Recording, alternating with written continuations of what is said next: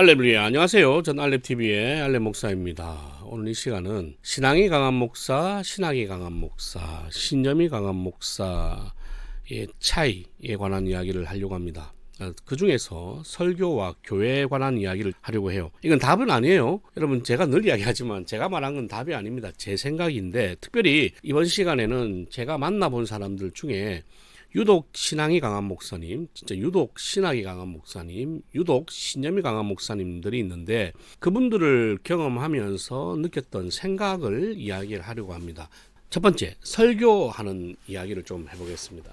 신앙이 강한 목사님은 설교의 장점이 있어요. 그게 뭐냐면 본문 중심의 설교를 잘해요. 그러니까 신약과 구약을 오가면서 오직 성경만 가지고 예화 없이 구속사적 설교를 해냅니다. 너무 대단하죠. 설교가 너무 깔끔하고 너무 은혜가 돼요. 단점은 뭐냐면 1, 2년 들으면 들을 게 없어요. 신구약 인용하는 구절에는 한계가 있거든. 솔직하게. 이런 모든 구약 본문이 그리스도와 연결돼요. 하지만 모든 신약 본문이 구약과 연결되는 건 아니에요. 모든 신약 본문이 언약과 연결돼요. 하지만 모든 구약 본문이 언약과 연결되는 건 아니거든. 그러니까 초반에는 와, 성경이 어떻게 이렇게 연결되는 거야? 야, 우리 목사님 진짜 대단하다라고 신기해하지만 그것도 결국 시간이 지나면 한계가 온다는 거예요. 왜냐하면 인용하는 구절이 나중에는 똑같거든. 한 1, 2년 정도 들으면 아니 여기서 시작하나 저기서 시작하나 중간 과정이 늘 비슷한 거야. 그래서 이 신앙이 강한 목사님은 처음에는 설교를 잘한다고 칭찬을 받다가 나중에는 설교를 못한다고 쫓겨나는 경우가 많습니다. 자, 두 번째, 신학이 강한 목사. 이분들의 설교는 신구약의 접점을 굉장히 잘 찾아냅니다. 공부를 엄청나게 많이 했잖아요. 신학 박사들이니까. 단점은 뭐냐면 주제가 너무 단조로워요. 한 분야, 한 주제로 박사 학위를 받은 분들이 많으니까 모든 성경 본문을 그 주제로만 생각을 합니다. 예를 들면 언약을 배웠으면 창세기 가도 언약이고 요한계시록 가도 언약이에요. 말라기 가도 언약이고 사도행전 가도 언약입니다. 항상 결론은 언약이야. 하나님의 언약과 하나님의 약속을 바라보며 살아간다. 뭐 이런 거예요. 그래서 이분들은 성도들의 삶의 그 프락시스를 이해하는 깊이가 없어요. 거의 없습니다. 공부를 주로 많이 하시는 분들이다 보니까 사람의 인생에 별로 관심이 없습니다. 그런데요, 물어보면 자기는 항상 관심이 많대. 자신은 성도들의 삶에 관심이 많다고 하는데 실상 경험해 본 적도 없어요. 그냥 생각하고 싶은 거야. 관심이 많고 싶은 거지. 이해하고 싶은 거지. 이해할 수 있는 사람이 아니에요. 그리고 설교를 할 때 보면 이미 결론을 내리고 설교를 해요. 왜냐하면 해석하는 과정에서 언약이라는 주제로 이미 못을 박았기 때문에 결론을 이미 내려버린다니까. 이 본문은 이런 거야 라고 결론부터 먼저 내려요. 그러니까 엄밀히 따지면 설교가 아니라 이분들의 설교는 강해죠. 그럼 강해 설교와 다르냐? 다른 거예요. 여러분, 강해 설교는 설교입니다. 근데 이분들이 하는 건 강해입니다. 이분들은 마지막에 적용만 하면 설교인 줄 알아요.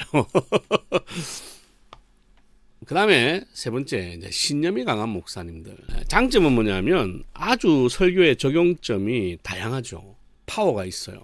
성도들의 삶과 사회와 세상 돌아가는 일에 관심이 많잖아요. 그래서 설교가 단조롭지가 않습니다. 단점은 뭐냐면 자기가 보고 있는 이 세상, 자기가 지금 살고 있는 이 세상이 자신의 사상과 무조건 일치를 해야 한다라고 생각을 하고 성도들의 삶과 적용도 이 사상과 일치해야 된다라고 생각을 해요. 그래서 사상을 성경으로 검증을 해야 되는데 성경을 사상으로 검증을 합니다. 사상을 성경으로 해석을 해야 되는데 성경을 사상으로 해석해서 이것이 옳으냐 그르냐를 판단을 해요. 영적인 일보다는 이분들은 눈에 보이는 일을 더 중요하게 생각을 하는데, 하지만 문제는 뭐냐면 영적인 일을 눈에 보이게 해야 된다는 거야. 예를 들면 성전을 바친 솔로몬 왕이 복을 많이 받았으니까 우리 교회도 솔로몬 성전처럼 아주 화려하게 지어야 된다. 이건 한국 교회 대부분 목사님들의 꿈 아닙니까? 아주 멋지고 화려한 성전을 짓는 것. 예루살렘 교회가 최고의 교회니까 우리 모두 예루살렘을 본받아야 된다가 아니라 예루살렘으로 돌아가야 된다는 것.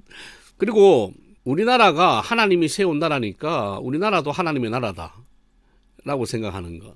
유대인과 한국인의 공통점을 어떻게 했는지 찾아가지고 우리가 세상에서 가장 유대인과 많이 닮았기 때문에 우리나라가 복을 받은 것이다, 이런 이야기 한다는 거. 그 다음에 성경에 나오는 자유라는 말을 자유민주주의의 그 자유로 해석을 하는 것. 이거는 자신의 사상에 대한 신념이 강해서 나타나는 현상인데 그러다 보니까 이 설교에 이러한 적용점들이 많이 맞물려 있습니다. 그래서 사회적인 이슈가 많으면 정치 설교로 흘러가기도 하죠. 하지만 그렇지 않으면 성도들의 삶이나 사회적인 현상에 대한 관점을 성경으로 잘 녹아내서 아주 다양한 적용점을 가진 설교를 하시기도 합니다. 그러면 이분들과 교회의 부흥은 어떤 상관관계가 있느냐? 이건 제 경험이에요. 신앙이 강한 목사님하고 좋은 성도가 만나잖아요. 그러면 교회는 부흥하기 어려워요. 왜냐하면 신앙이 좋은 목사님은 설교 연구 시간에, 말씀 연구 시간에 시간을 다 쏟거든. 그러니까 성도들을 잘 돌아보질 않아. 왜냐하면 좋은 성도들이 있으니까. 이 사람들은 놔둬도 괜찮거든. 근데 좋은 성도들은 전도하는 걸 잘 못해요. 왜냐하면 이상한 사람이 한두 명 오면 교회물 흐리니까 자기들 지금 공동체에 좋은데 그냥 이렇게만 살면 좋을 것 같은데 쉽죠. 그래서 대체로 신앙이 강한 목사님은 독단적일 경우가 많습니다. 그리고 부흥하기 힘들어요. 전도를 안 하니까. 그 다음에 신학이 강한 목사님과 좋은 성도가 만나도 교회는 부흥하기 어렵습니다. 신학이 강한 목사님은 교회 부흥하는 걸 원하지 않아요. 본인은 원한데 항상 원한다 이야기하거든. 자기는 하나님께서 부흥해 주길 원합니다 하지만 속마음은 그렇지 않아요. 여러분 왜 그러냐면 이 신학이 강한 목사님들은 외부 사역을 무조건 많이 나가야 돼요. 신학 교수를 한다든지 아니면 강사를 나간다든지 특강을 한다든지 아니 계속 외부 사역을 많이 나가야 되는데 부르는 곳이 많고 어떻게 교회를 돌볼 거야? 안 되지. 큰 교회로 가면 괜찮지만 작은 교회나 개척을 하려고 하다 보면 안 된다는 거예요. 그거는 부흥하기가 쉽지 않아요. 네. 보통 신학 교수님들이 은퇴를 하거나 신학 교수님들이 어떤 사정이 생겨가지고 교회를 담임을 잠시 하는 경우가 있거든요. 크게 되는 경우는 제가 본 적이 없어요. 큰 교회로 가는 경우는 봤어도. 그 다음에 신념이 강한 목사님과 좋은 성도들이 만나잖아요. 그러면 교회가 엄청나게 부흥을 합니다. 아이러니하죠. 왜냐하면 성경보다는 신념이 사람들의 마음에 다가가기가 쉬워요. 그리고 신념이 강한 목사님 밑에는 신념이 강한 사람들이 모일 거 아니에요. 그런 사람들은요 뭔가 으쌰으쌰 해가지고 함께 뭔가 해내는 걸 엄청나게 좋아합니다. 그런데 그게 밖에서 보면 너무 에너지가 좋거든. 너무 분위기가 좋아. 그러니까 사람들이 그 분위기에 휩싸여가지고 많이 모여요. 그러니까 성도들은 이렇게 이야기하죠. 우리 교회 목사님은 사람도 좋고 설교도 잘하고 우리 교회는 분위기가 너무 좋은데 부흥이 안 돼요. 당연한 겁니다. 그러니까 부흥이 안 되는 거예요. 앞에 말씀 다 드렸잖아요. 그러니까 부흥이 안 되는 거라고. 그러면 어떻게 해야 되느냐? 좋은 성도만 있으면 부흥이 안 돼요. 정반이 있어야 합이 나오잖아요. 다들 정만 좋아하고 반은 싫어하지. 근데 반대하는 사람이 있고 논의할 수 있는 다양한 생각을 가진 사람이 있어야 교회는 부흥을 합니다. 근데 반대를 위한 반대하는 사람이 있으면 안 되고 성격이 더럽거나 인격이 개차반인 사람이 있으면 안 되죠. 그러니까 부흥 안 돼요. 그냥 교회가 쪼개지겠지. 하지만 다양한 생각을 가진 사람은 있어야 된다는 거지. 그래서 부흥이라는 것은 목사에 의해서 결정나는 건 아니다. 성도에 의해서 결정이 나는 거다. 자, 그러면 이제 무엇을 구분할 거냐면 앞에는 신앙과 신학과 신념을 구분했잖아요. 그러면 이제 어떤 목사가 좋은 목사냐는 거죠. 그래서 바른 목사, 좋은 목사, 훌륭한 목사를 한번 구분을 해볼게요. 제 기준이에요. 그냥 제 생각입니다. 바른 목사는 신앙과 신학이 바르고 신념이 건전한 목사예요. 쉽게 말해서 하나님과 제일 가까운 목사지. 좋은 목사는 사역을 아주 열심히 하는 목사입니다. 쉽게 말해 성도들과 아주 가까운 목사님이에요. 그럼 훌륭한 목사는 뭐냐면 바르고 좋은 목사예요. 그러면 이 훌륭한 목사가 맞냐? 아니에요. 절대적으로 적습니다. 그래서 바른 목사, 좋은 목사가 있는 교회는 부흥하는 게 쉽지 않지만 훌륭한 목사님이 있는 교회는 부흥할 확률이 높아요. 그래서 부흥하는 교회에 있는 목사님들 여러분들 너무 무시하면 안 돼요.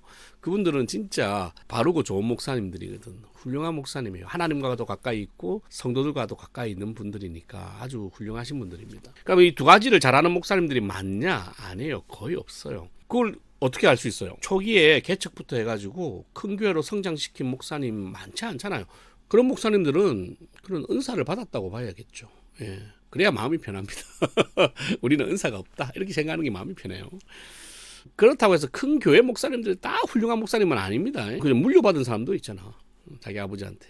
그렇다면 우리가 알 수 있는 게 뭐예요? 부흥의 키는 목사한테 달려있는 게 아니더라. 성도들에게 달려 있다라고 봐야죠. 이 부흥이라는 것은 목사보다는 성도들에게 더 많은 영향이 있으니까 제발 부흥하지 않는 거에 대해서 목사 원망 너무 하지 마세요. 본인이 부흥의 주역이 되도록 노력하는 것이 하나님의 뜻대로 사는 신자의 모습이 아닌가 그렇게 생각합니다.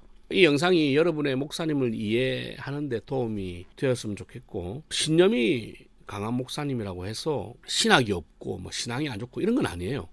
근데 유독 그런 사람 있잖아요. 신념이 엄청나게 강한 사람, 신앙이 엄청나게 강한 사람, 신학이 엄청나게 강한 사람이 있어요. 그런 극단적인 상황에 있는 목사님들의 특징을 제가 설명을 한 것이고, 여러분이 속해져 있는 목사님은 이거는 강하고 이건 조금 약하고 이건 또 강하고 뭐 그럴 수 있어요. 그러니까 우리 목사님은 어떤 것에 더 강하고 어떤 것이 조금 더 약하고 또 어떤 것이 보완되었으면 좋겠고 하는 것이 눈에 보인다면, 이 영상으로 알게 됐다면 여러분의 담임 목사님을 위해서 기도 많이 해주시면 좋을 것 같아요. 여러분의 담임 목사님이 바른 목사님, 좋은 목사님 되시면 좋겠고, 그걸 넘어 언젠가는 훌륭한 목사님이 되실 수 있는 교회가 되었으면 좋겠습니다. 할렐루야.